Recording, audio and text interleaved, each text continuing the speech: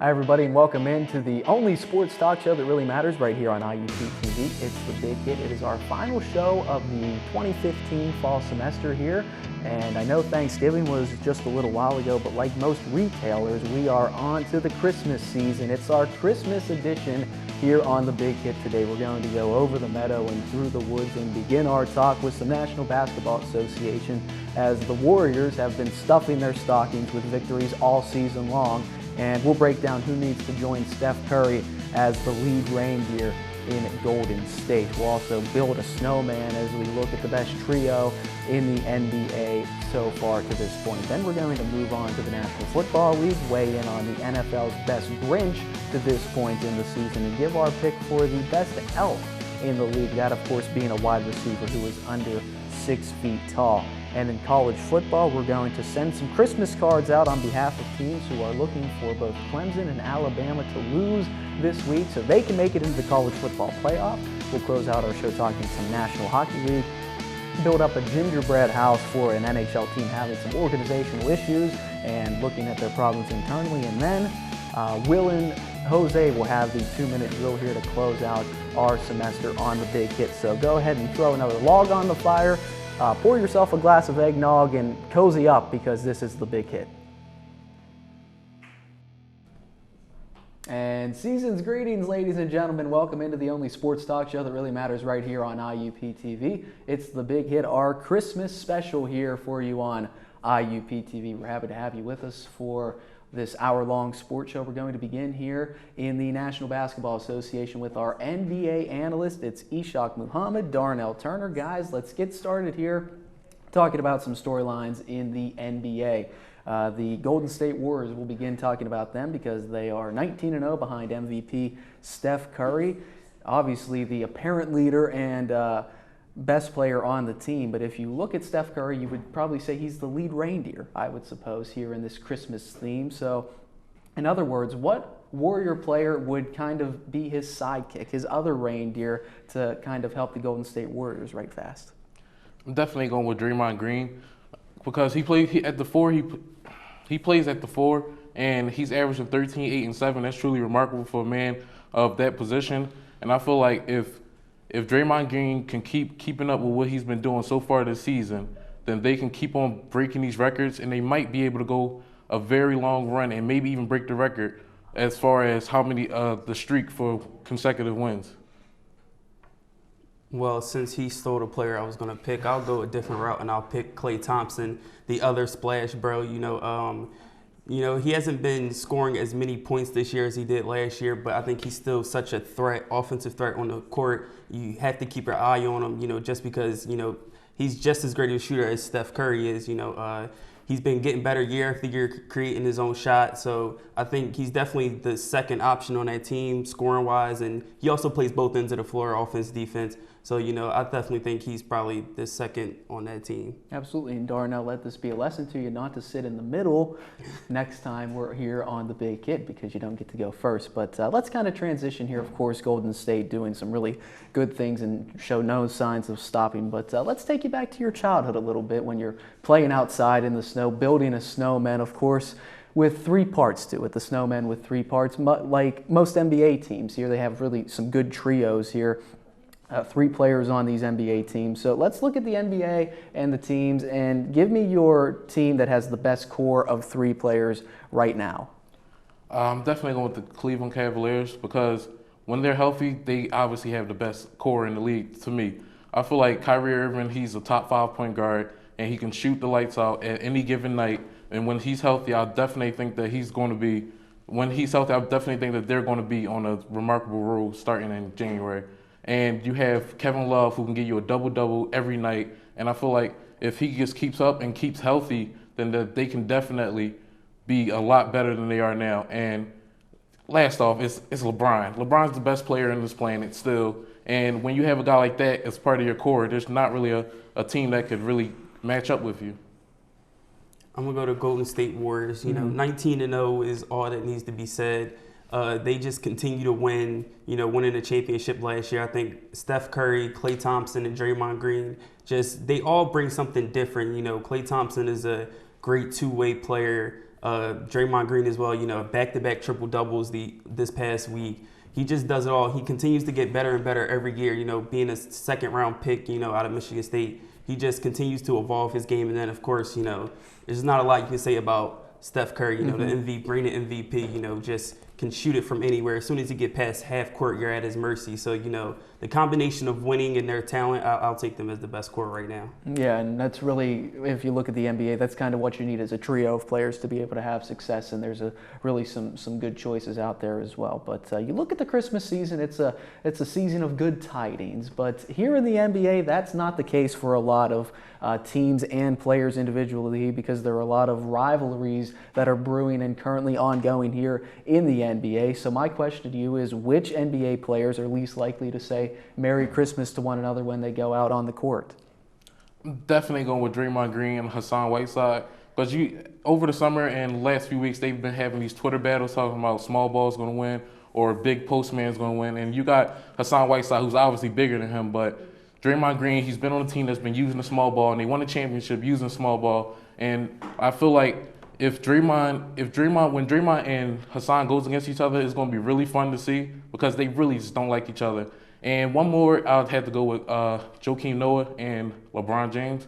Every time they play, when they're on the field, you know that they hate each other. It's just like the way they play, the fouls, everything that they do. When LeBron's on the court, then Joakim immediately comes back in, because you kind of see that matchup, not so much, but when they're on the court, you definitely feel the intensity. Yeah, I'm going to go with Kobe and Dwight. Everyone knows about how that went down in LA, Dwight leaving. And, Dwight was asked this past week if, about thoughts about Kobe retiring, and, he had no comment on it. So I think if they are on the court together, I don't think there will be any happy moments there. And then I'm going to go every player on the Golden State Warriors and every player on the Los Angeles Clippers. I think, as you can see, that rivalry, those teams just hate each other.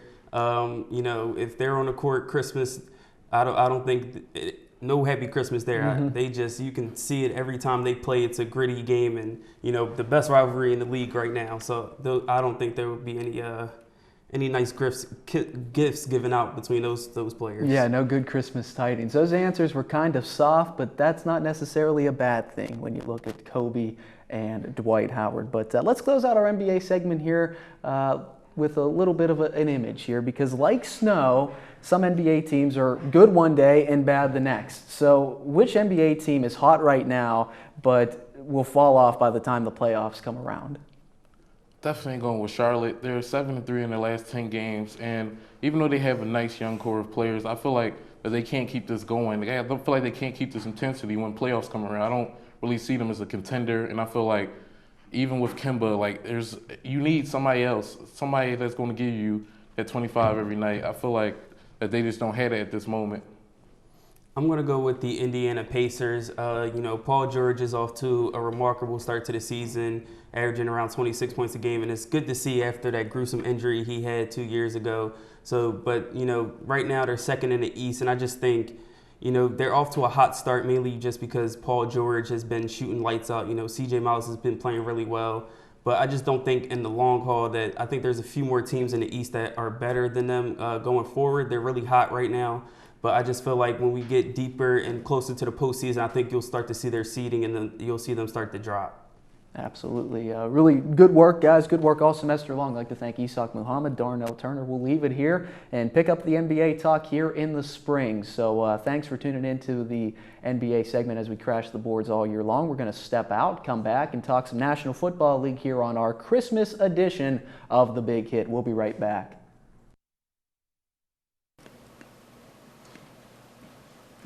Oh, hey, Devontae. I've been working on something, man. I want you to check it out.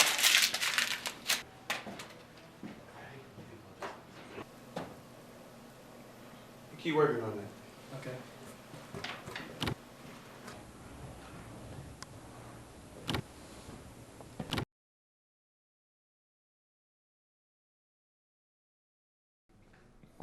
And we're back in here to the only sports talk show that really matters right here on IUP-TV. It's The Big Hit. We're thankful that you're here with us after Thanksgiving. We're right into Christmas because it is our final show here of the fall 2015 semester. And we're talking to National Football League with our NFL analysts. It's Jake Enders and Jared Brown. Guys, let's go ahead and begin in the Steel City and talk about the Pittsburgh Steelers, who did not play at home. They had to travel across the country and play the Seattle Seahawks, and they fell in that game 39-35, touchdown passes for Russell Wilson. But back to the Steelers, they've been forced to overcome injuries and some questionable coaching decisions throughout the season, all season long, really. So if you had to give Pittsburgh a Christmas present to kind of help fix their problems and climb back into a playoff spot, what would it be? Well, if it were me and I could do this, I'd give them Rod Woodson or Mel Blount to help out their defense. But however, I have to keep it kind of realistic. So I'm going to say D'Angelo Williams needs to stay healthy. He's 32 years old. He's got a lot of miles on him in Carolina. But he has really come in here and stepped in for Le'Veon Bell and done a terrific job as a runner, as a receiver, and as a blocker. So for me, they are a much more dangerous team with a legitimate threat in the backfield. And they really don't have anybody after D'Angelo Williams. There's nobody in free agency. There's really nobody on the roster who can fulfill that role.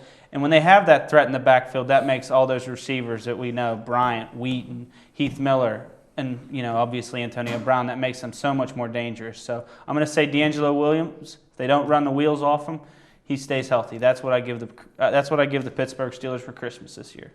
My big present for the Steelers is a good secondary. They rank 23rd in the league in total yards allowed per game. And you saw it in Seattle. Russell Wilson threw for 345 yards, had 5 touchdowns. I mean, the Steelers have, I would argue, the top offense in the NFL. Todd Haley and Ben Roethlisberger are really clicking well together, and they're a Super Bowl caliber offense. I would put them up against any team offensively, but the days of the steel curtain are just long gone. Like, we need to score. If we're going to win games, we're going to have to put up big points because our defense is letting up a lot of points. So hopefully the Steelers can find a good secondary under the tree. Yeah, and on that offense, if one guy's down, another guy's going to pick it up. And case in point, look at what Marcus Wheaton did on Sunday against Seattle. Richard Sherman did a nice job covering Antonio Brown. Martavis Bryant had some plays. Heath Miller was involved when he was in the football game, but Marcus Wheaton played tremendous. So that's see what the Steelers are able to do here closing out the season. As you said, offense very good, so they have a chance for sure. But here in the NFL, there have been several upsets the past couple of weeks, of teams winning when they really weren't favored to do so. So which NFL player has played the role of Grinch the best this year, guys? Well, I'm going to kind of cheat on this. I'm not going to say an individual player, but I will say a unit. For me, it's the Chicago Bears defense for what they did last week in Green Bay. Green Bay has won 6 of 7 against the Bears at Lambeau Field. In the last 7 years, they've won 6 games. They held Aaron Rodgers to 202 yards passing. They held the Packers to 13 points. And this was a game that Green Bay really not needed to win, but really wanted to win because they were coming off a big victory over Minnesota, and Minnesota won that week, so they were 8-3. So for a Green Bay, a win would have moved them into first place, a tie with Minnesota, and having the tiebreaker. So this was a game that Green Bay really needed to win, and the Bears really stopped them, and they have impressed me the past few weeks. So for the Grinch, I have the Chicago Bears defense. My Grinch is also stealing Christmas from Green Bay, but it's Adrian Peterson. I didn't expect much from the Vikings this year. You have Teddy Bridgewater, a young quarterback. Adrian Peterson, he just came off a year. Who knows what he's going to do? Is he a year rested or a year older? That was the big question.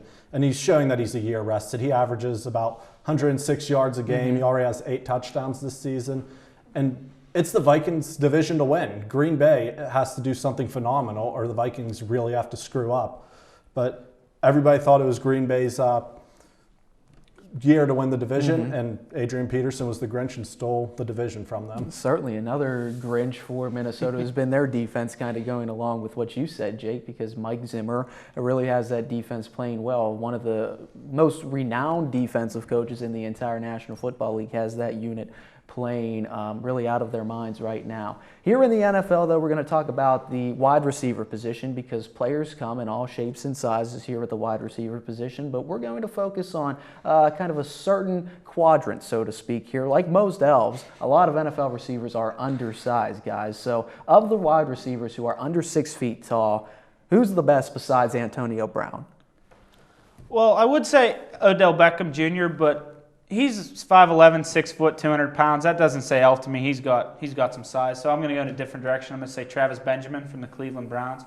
Another year for Cleveland, the mistake by the lake, 2-9 record. You know, like always, Cleveland playing like that. However, Benjamin has really been eye-opening, along with tight end Greg Barnage. They have formed a very good 1-2 punch at receiver for them. Benjamin, he's been one of their few bright spots, like I said, and he's one of those smaller, elusive, real game breaker type receivers at 5'10", 175, I believe is what he's listed. So he could qualify as an elf. All right, well, after hearing Jake say Odell isn't an elf, he kind of convinced me to change my pick. So I'm going to have to go with Marcus Wheaton after just seeing what he did last week, just completely torching the Legion of Boom. Yeah. He had 2 touchdowns, 205 yards, I think, against the best secondary in the NFL. It really didn't look like that for the whole game, and Marcus Wheaton just took the game over. Unfortunately, couldn't do enough for the Steelers to win, but he definitely became, after last week, he became a much more valuable worker in Santa's workshop. Yeah, these elves are very valuable to every team for sure, and they are really the wide receivers. You pair them with some different kind of guys, some taller guys and more speed guys, really can create some big-time mismatches for the offense. But here, I want to talk a little bit about Santa Claus, guys, here on our Christmas special, because whenever Santa Claus brings you toys or a lump of coal for you, Jake, he comes down your chimney and then he gets his cookies in order to do his job. And like NFL coaches, there are 8 of them who are in their first season here, and they need players. The cookies are the players. You can kind of put them hand in hand here in the NFL. So which of the first-year coaches here in the NFL, there's 8 of them, as I mentioned, have been provided with the best pieces or the best players to succeed, and how has the coach done with this group to this point in his tenure? I'm going to go back to the Midwest and say John Fox with the Bears, the Chicago Bears. He kind of really brought that mentality, monsters of the Midway, that strong, tough defense back to the Lake Michigan area. And I feel like he was really kind of brought into a tough situation because he had a lot of his success in Denver, won 4 straight division titles, and then he kind of, I don't know if he was kicked out the door, but he wasn't welcomed back with open arms. But he went into Chicago where he had a tough situation to step into, and he's really, really impressed me lately. After starting 0-3, Chicago's won 5 of their last, I believe it's 5 of their last 8. So, I mean, I don't see Chicago being a real threat this year, but with John Fox, I feel like they could really have a chance to improve in the future, especially with a guy like Kevin White coming back next year from his injury. I'm going to say Ted Bowles of the New York Jets. He's came into a really tough division. You have to deal with New England year in and year out. And he's, with his first year with a new team, learning a new system, he's has a 6-5 record, and he's done really well. And also his defense has performed pretty well. That has a lot to do with Darrelle Revis, who I would say is the best corner in the league. Sherman fans are going to hate me for that, but he only allows 257 yards per game, which is, I think, 3rd in the NFL. And for a rookie coach to do that with a new team is unimaginable. So I'm going to have to say he's done the best with the new team. Yeah, for sure. No shortage of choices in this question here. And in today's NFL, if you're not winning, your job is in trouble. You will be on the hot seat. So always looking like there's going to be some coaching vacancies and some first-year head coaches here in the NFL. But we're going to wrap it up here in our Red Zone recap with Jake Enders and Jared Brown. Thanks, guys. We'll pick it up next spring and talk some more NFL and follow it every step of the way. So we're going to step out, come back, and keep it on the gridiron, but this time talk a little bit of college football when we return right here on The Big Hit.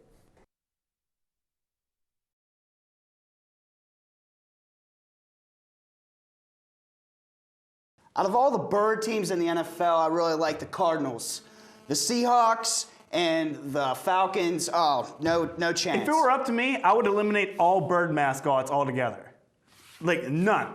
No more. I'm over it. It's not even that great or a scary mascot. It's not that impressive.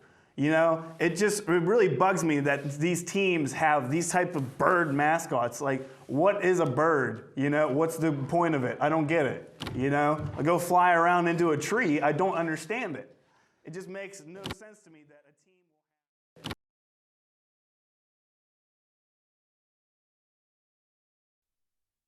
And welcome back into the Big Hit, ladies and gentlemen, and Merry Christmas to you all. It's time to talk a little bit more football, this time at the Division I college football level. We're here with our producers of the show, Vaughn Dalzell, looking very festive. Kyle Condor, not so much, but he's got a nice headwear as well. But guys, let's start here and talk about one of the biggest storylines in college football, mainly because of how it was handled by the school here. We're talking about LSU and their head coach, Les Miles. Rumors running rampant all week long that he would not be returning as the head coach of the LSU Tigers, but a victory over Texas A&M, and it's been confirmed that he will be back as the head coach of LSU. And the Tigers have the #1 recruiting class coming in here in 2016, an 8-3 regular season for LSU, and the track record for Les Miles really speaks for itself, because over the past 5 years, LSU and Les Miles have sent 48 players to the National Football League. So I want to kind of put all of those in a Santa Claus hat here and draw one perhaps from you guys. Of these players, which is most likely to be an ornament on Les Miles' Christmas tree? That's a tough question. 48 ornaments on a tree is sure a lot, but if I had to pick one, I would go with the guy that started Les Miles' career. Because in 2005, he came to LSU, Hurricane Katrina. It was a tough time. He had Jamarcus Russell, and his first ever prize quarterback became the #1 overall pick in the NFL. Didn't really pan out in the NFL, as we know. But it was a prized possession for him to have, and it led to a lot of success. He's had the most, as you said, the most draft picks over the past 5 years. A lot of SEC championships, but it's hard to pick just one player when you see all the recent guys he's had that are becoming stars in the NFL so far. Yeah, I can't disagree. When you look at what Jamarcus Russell did at LSU, he's second to none, really, in terms of talent and statistics. But I think a lot of what recruits are looking at now is what they could do at the next level after college. And I think 48 players sent to the NFL by Les Miles over the past 5 years, the most out of any FBS school. I think the best one in the NFL right now is Odell Beckham. I think that when players look at Odell Beckham, guys who may not know where he went to college are asking where he went to college. As soon as they hear LSU, they're like, I want to be that guy. Yeah. So they follow in his footsteps. So I think I'm pretty confident that Les Miles has got an Odell Beckham ornament hanging from his tree, and it probably looks something like this hanging from his tree, because that catch is world renowned. I think Odell Beckham is definitely the guy that he's using to lure in recruits at the moment. Well, yeah, it also could look like it looked this past Sunday with the one-handed catch as well. So, I mean, pick your poison, really, if you ask me, as far as Odell Beckham and his catches are concerned here. But with the rumors of Les Miles leaving LSU, the Tigers coaching vacancy would have been one of the most highly sought-after jobs in the entire Division I level here. But right now, there are 15 coaching vacancies here in FBS. So I want to know, what coaching surprises, are there going to be any positions filled that are big names, or any big job openings that you think will happen before Christmas here? Well, 2 job openings that have been sought after a lot are the Miami Hurricanes job so far and the Maryland Terrapins job. And both jobs might be filled by Mark Rich, the coach of the Georgia Bulldogs from last year. He just left the team last week. He's coached some really great players. Matthew Stafford, he was up for Heisman. Todd Gurley, A.J. Green. He was a 2002 and 2005 SEC Coach of the Year. Won a couple of conference championships. So he's going to be on the move. He's going to be really sought after for a lot of schools that want that big name coach to help out the university. So it's going to be interesting to see where he goes. And I guarantee by the time the bowl games are over, he's going to be snatched up by some university. Yeah, the Miami job might be a little bit more prominent, the one I'm going to talk about. But Rutgers is another vacant job right now. They just got rid of Kyle Flood after a few, I don't want to say awful years in the Big Ten, but he definitely didn't live up to the hype that Greg Schiano did before he handed the job over. I think a guy that Rutgers is looking at right now is Temple's head coach, Matt Rule. What he's done at Temple, he made them a 10-win team this year for the first time since 1979. And I think the fact that he is a young coach is going to help him bring in recruits just like it did at Temple. He's 40 years old. I think Rutgers is going to be all over him. It's just going to be up to whether or not Matt Rule loves Temple more than Rutgers is going to be the first thing he checks off his list. And second of all, obviously money is a big factor. I don't know if Temple is going to be able to match Rutgers in terms of money. So I think Rutgers can lure away Matt Rule, but it's going to be up to the 40-year-old head coach to decide where he wants to go. Absolutely, and a lot of coaches in schools like Temple and schools of that kind of level, they're not quite the upper echelon, but still very good for their conferences. Those coaches are always looking to kind of move up into an upper echelon type of school, so we'll see how that works out. But going back to the play on the field this year with the way things are shaping up, a poinsettia kind of theme here, because 3 of the college football 4 teams that are in the playoffs right now have red or green in their uniform. I don't know who came up with that. The research department here at the Big Hit must be phenomenal or something. But of these teams, who do you think is most likely to win it all? Just a mind-blowing stat, guys. That's a pretty tough one because if you like offense, you're going to go with Oklahoma. Defense, Michigan State. If you like to run the ball, then you're definitely with Alabama. They ran Derrick Henry to the ground 46 times last game. He almost touched the ball 50 times. That's pretty ridiculous. And in a college football, I don't think you're going to beat the best teams running the ball with a guy 46 times, because that's going to get shut down pretty quick. So I can't go with the Crimson Tide. And I feel like Michigan State's a very tough team, but I'd rather go with Oklahoma. Baker Mayfield is a Heisman contender in my mind. He's been on fire. He has some weapons. His running back, Paneer, has 1,200 yards. Starling Shepard has 1,200 yards receiving. He's second to none with Doxton in the Big 12 and Corey Coleman. So I think they have weapons, and their 4 defensive backs have 16 interceptions between the 4, the most in the Big 12. So they make plays on defense. I like the Sooners, and I think they can make a run at it. But the Clemson Tigers will be tough if they have to match them in the national championship. Yeah, Clemson will definitely be tough to overcome. I think it could be any one of these teams that wins the national championship outside of Clemson. And I don't have anything against Alabama or Oklahoma, but I like Michigan State for a lot of reasons. Over the past couple of years, that quarterback has won the national championship, the better quarterback.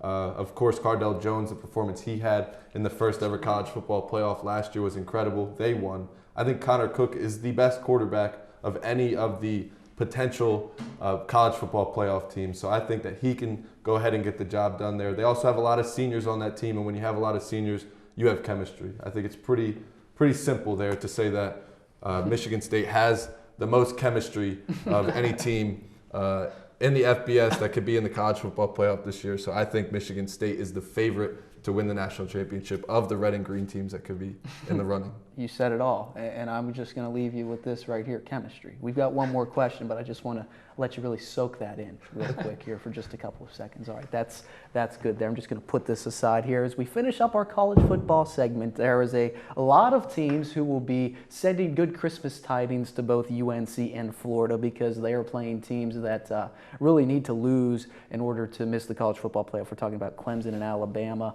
A win basically guarantees their spot in the college football playoff this week. When someone wants help from somebody, what do they typically do, Kyle? They send them a Christmas card. Exactly. They send them a Christmas card. So I want to know which teams outside of the top 4 are most likely to send a Christmas card to UNC and or Florida. Well, one team that could use one was a team that lost 2 weeks ago, and it was Ohio State Buckeyes. They were sitting pretty the whole year, undefeated. Had a big loss against Michigan State, who moved up now. Ohio State's still sitting at number 5, and they couldn't be in a better spot, because if Michigan State or Iowa, whoever wins between that game, automatically in our minds. If Clemson or Alabama lost, one more team needs to come in. And who else but a team that's won 23 of their last 24 games going to make it in the tournament? And especially with Ezekiel Elliott, the way he's running lately, I think Ohio State could benefit the most. But I do not think Clemson or Alabama will lose. North Carolina hasn't beat a team really ranked besides Pitt all year, who was a 23-ranked team. So they're scheduled pretty easy. And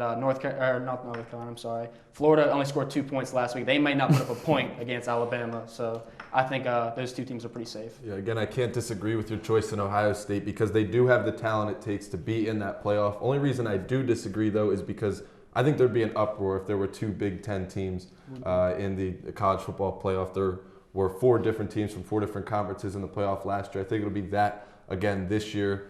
I think the only conference that deserves 2 teams ever is the SEC, and that's not going to happen this year. So with that being said, I think Stanford probably has the best shot. There are no Pac-12 teams in that 4 right now. Stanford with the win over Notre Dame last week. They had a couple big wins in conference throughout the season. So I just think Stanford, if any team, has the best chance at climbing into that top 4 if Alabama and or Clemson does lose this Saturday. Yeah, that's all. That's the main thing. Alabama and Clemson have to lose, and right now it both looks like they are favored in their game. So we'll see how that works out for sure. But we'll leave it here. New Year's Eve is the time we're looking to here, because that's when the college football playoff begins. We won't be breaking it down. We'll be back in the spring to talk about it. So I'd like to thank our producers, Vaughn Delzell, Kyle Condor, everybody else. We're going to take a quick break, then lace up our skates and hit the rink to talk some National Hockey League right after this on The Big Hit. So guys, with the tournament coming up, what are IUP's chances this year? I think they have a really good chance because the PSAC is not that strong compared to IUP. IUP moves the ball a lot quicker than most teams. They're very well-rounded. They've been playing together for a while. They've got a lot of big-time transfers. So I think that they have the edge over most of their opponents simply because they have experience. Experience gives you the edge any day of the week. So that's definitely why I think they can win the PSAC tournament for sure. What do you think, Norm?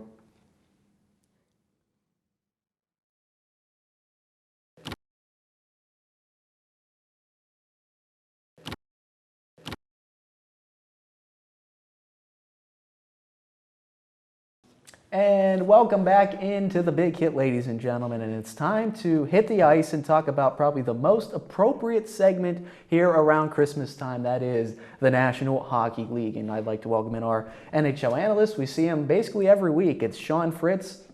And the man, he's ready to go. You can call him what you want.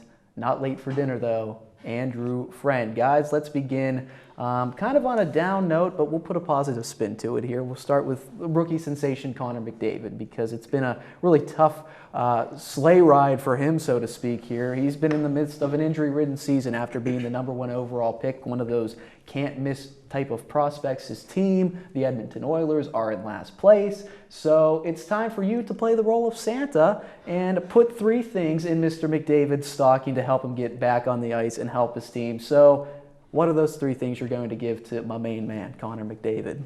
Well, number 1, I would probably give him his health, because you can't get any better and adapt to the NHL game without his health. Obviously, sitting on the sidelines isn't making him any better of a player. Although he probably is the most NHL-ready prospect coming out of this past year's draft, it still is a little bit of a learning curve for him. Obviously, the speed of the game, getting experience under his belt, especially with a young hockey club around him in Edmonton. And they are struggling because of their youth and inexperience.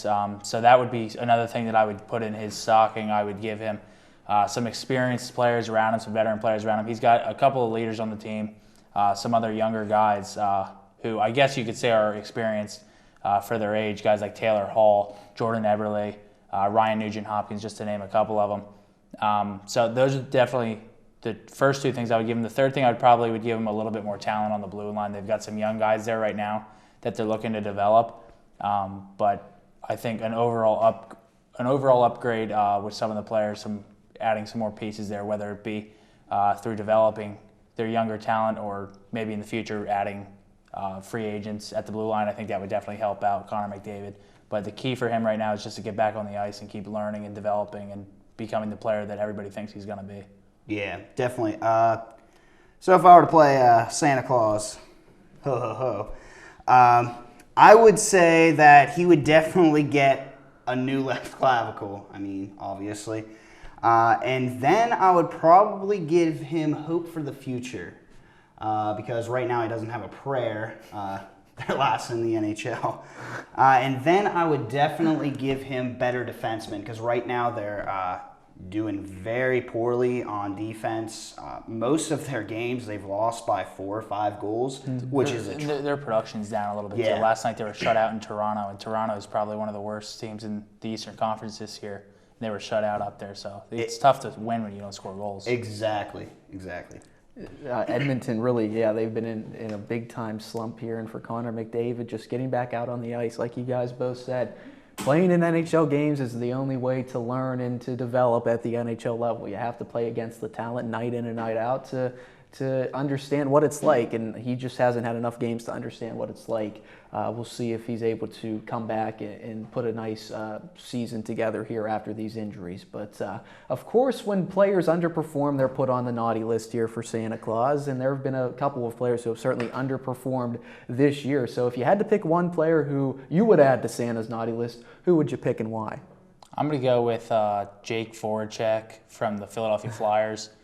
Signed an 8-year, multi-million-dollar deal over the offseason. Something that he was very deserving of. He was one of the NHL's top point getters last season. Definitely a guy that Philadelphia looks to build around as they rebuild their franchise right now. Moving forward, he's definitely going to be a key contributor, they hope. So definitely worth the money he was paid, but obviously he's not playing like it right now. 1 goal, I believe. He's dishing the puck all right, but he was also taken off the line from in which he played with Claude Giroux, who's the Flyers' top point getter. So now he's kind of got to make his own opportunities now, which, is going to be a test for him. Things really kind of haven't really been going his way to start the season. I think maybe a couple dirty goals will get him going. We saw Rick Nash from the New York Rangers also struggle and then kind of just blew up one game and has had a couple goals in his past couple of games. So the Philadelphia Flyers definitely hoping Jake Voracek can catch fire just like that. But I would say Jake Voracek right now only having one goal. I would have to go with Chris Letang. Right now he is a negative 14, yes, negative 14 plus minus, which as a defenseman you have to wonder, what are you doing? It's pretty brutal, especially a guy who's supposed to be in the top pair. Exactly. And especially for a guy who makes, for 8 years, $58 million. That calculates out to 1 year, $7.25 million. I can do that math. So that is pretty high pay. I would say he's like 3 or 4, I'm pretty sure, in that. For a top paid player, he needs to perform better, definitely defensively. Yes, he is playing all right offensively, has 13 assists, which is pretty good for a defensive player, but he needs to step up what his position is. He's a defensive player. He needs to play defense. Absolutely, and when guys are in the top pair and the top defensive pairings and they're making that kind of money, the expectations are certainly a little bit higher than they would be for just a player coming out from the AHL roster. So obviously Chris Letang, somebody who's making the contract, has a big contract, needs to certainly play like it here. So hear me out a little bit for this next topic, guys, because when you're younger and you're building a gingerbread house with your family and it doesn't work out because sometimes it has a weak foundation and it collapses, it crumbles, it doesn't work. That's kind of the case for a lot of NHL teams right now because they have been battling problems internally that have caused usually good franchises to underperform a little bit this year. So which team in the NHL has been good in the past couple of seasons but has fallen apart a bit this year? And after that, what can they do to keep their organization going and keep their foundation strong? I'm going to go ahead and say the Anaheim Ducks. I had them at the beginning of the season. We did our NHL preview here. I had them being a legitimate Stanley Cup contender. I think I actually had them winning the Stanley Cup, and they have not played anywhere near to expectations thus far. They brought in a lot of good talent in the offseason. Forward Chris Stewart, centerman Mike Santorelli, a couple of these different big-name guys that were affordable for them that they were able to bring in. Obviously, they added Ryan Kessler last year, a very good center iceman from Vancouver. So they've really just underperformed. I don't know if there's any other way to say it. They're 9-11-5 to this point in the season. And they have, like I said, they are supposed to be a Stanley Cup contender, at least a strong contender out of the Pacific Division like they've been the past couple of seasons. So I think it's pretty surprising right now. Another team you can go with would be the Tampa Bay Lightning, Eastern Conference champions last year. Kind of middle of the road this year, not in a playoff spot as we speak right now, about 500 in their record. But those would be the top two teams that I would talk about more, Anaheim than not, because I had really high expectations for Anaheim, but also Tampa Bay not living up to their expectations either. I think that it could just be a slow start, but moving forward they've got to figure it out because they've got to be in the talks come the end of the year. There's just too much talent on both of these teams. Definitely. On mine, I have Pittsburgh Penguins. Right now, they're just not living up to expectations. And I would have to say this all relies on who? None other than the coach, Mike Johnston. He is trying to play this team as a defensive-minded team. And as you can see from the negative 14, as I just mentioned with Chris Letang, that isn't working. Hello, we need to wake up. Because right now, if he doesn't start playing this team as they were bred to be, an offensive-minded team, like they are, they have Sidney Crosby, they now got Phil Kessel, they have Evgeny Malkin, Chris Kunitz. They have offensive weapons. They need to start playing like an offense. That is how this team was bred. If Mike Johnston doesn't do this, he needs to be looking for a different job because he's not going to make it with the Pittsburgh Penguins anymore, and that is period right there. And nothing but a lump of coal for Mike Johnston from my man Andrew Friend. Guys, let's turn it to a little bit more of a positive note here, because whenever you're spending Christmas with your family and you get a knock on the door, you open it up and you hear some Christmas carolers. They're here and they've got a song to sing to you. And a hockey team needs to be in sync, much like these Christmas carolers, in order to have success and to succeed here. So which NHL team would you consider to be the most in sync right now at this point in the season? I think you got to go with the Dallas Stars. The Dallas Stars have been phenomenal. Western Conference best, 38 points. Obviously, they lead the Western Conference. But they've really just they added guys like Patrick Sharp in the offseason, who's a big addition from the Chicago Blackhawks. His teammate in Chicago, Johnny Oduya, added some depth to their blue line. They've had some other guys step up too. And some veterans that have been in their dressing room the past couple of years are also playing up to their capabilities and staying healthy too. And the two I'm talking about the most are Jamie Benn, their captain, and Tyler Seguin, who they acquired from the Boston Bruins a couple years back. These two guys have been phenomenal. Jamie Benn leads the NHL with 18 goals. And that's another thing I was talking about the production. They have 3 of the top 5 point-getting players. 3 of the top 5 players in the NHL are Dallas Stars in regards to acquiring points. So obviously I talked about Ben, Seguin, and John Klingberg, a young defenseman for the Stars, has also been dishing the puck really well from the blue line. And that's key to them. They're really just clicking on all cylinders right now. Good play at both ends of the ice. I look for them to keep it going because what they've shown so far is really, really impressive. Definitely. I'm going to go with the Canadiens. Even though they have Carey Price, who is a fantastic guy between the pipes, he's injured. But Mike Condon comes out. It's been phenomenal. He does a fantastic job.